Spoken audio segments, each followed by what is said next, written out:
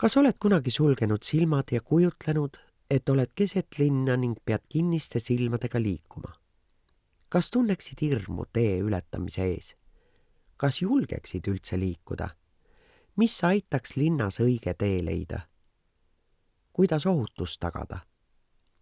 Toome paar näidet rakendustest, mis pimedatel ja vaegnägijatel aitavad avalikus ruumis iseseisvalt liikuda.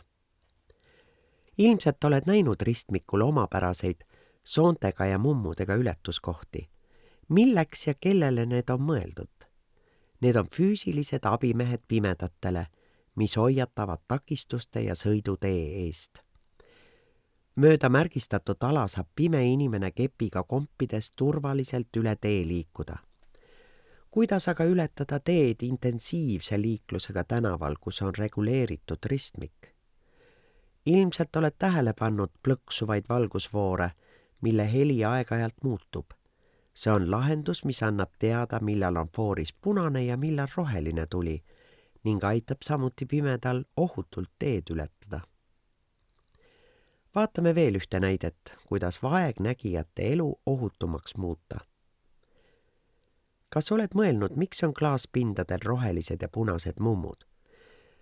Kas ilu või ohutuse pärast ja miks just seda värvi? Kas oled lapsena mänguhoos või ka hiljem täiskasvanuna tähelepanematusest või päikesest pimestatuna klaasukse vastu põrganud? Klaasustesse jooksmise vältimiseks lisatakse klaasidele kontrasttähistusi.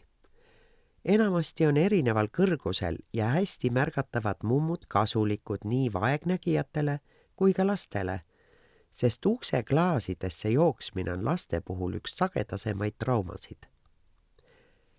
Nagu nägite, on võimalik muuta avalik ruum vaegnägijate ja pimedate jaoks suhteliselt lihtsate lahendustega turvalisemaks ning võimaldada neil iseseisvalt liikuda. Peale selle võivad need lahendused teha ruumi turvalisemaks ka teistele, sealhulgas lastele.